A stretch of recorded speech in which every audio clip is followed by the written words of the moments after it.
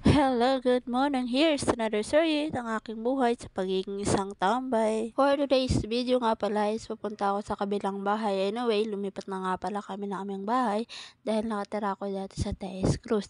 At ngayon naman, nakatira ako ngayon sa Victoria and kasama ko today ang aking family. Pupunta kami sa kabilang bahay. And another budol na naman si Inday. Ayan, meron na naman na budol sa akin kaka-scroll ko sa TikTok. Ganon din ba kayo? Ayan, wala na akong magawa kundi bumili na lamang. But anyway, nakatulong yan sa aking pagla-live selling.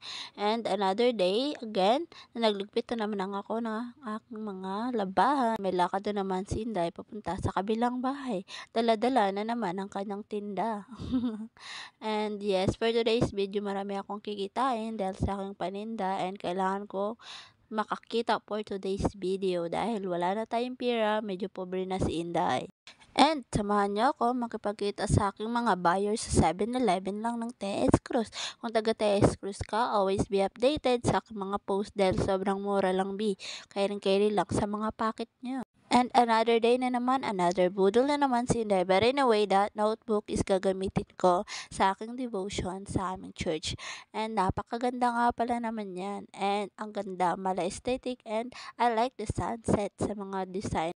Anyway, gumala na naman pala kami kasama ng aking pamangkin at ang aking pinsan. First time ko nga palang makaikot dito sa lugar namin dahil bago pa lamang kami, mga 2 weeks pa lamang dito. At nagpasama na ako sa pinsan ko na sabi ko lumabas tayo mamayang hapon, gumala tayo at kumain sa mga street food sa labas.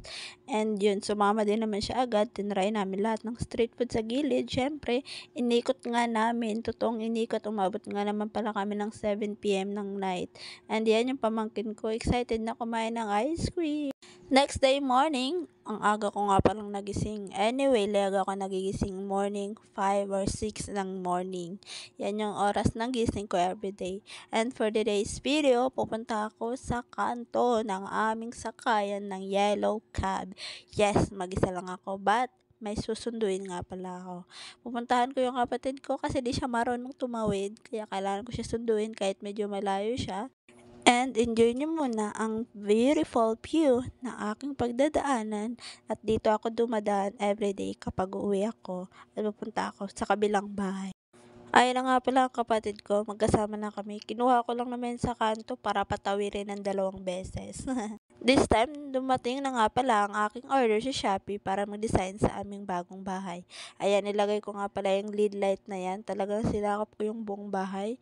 And di pa dumadating yung order ko dyan na parang green or dahon-dahon. Pero samahan nyo ako na matapos yan. At ayan ang result. So beautiful view. And syempre, ilagay na natin ang ating dahon-dahon design for the mema. Yeah. And so excited ako na ito yung magiging design ng aming bagong bahay. At dito kami magki-Christmas. So, dito lang matatapos ang aking video. Salamat sa pagsama sa akin hanggang huli. And next time again, mga tambay!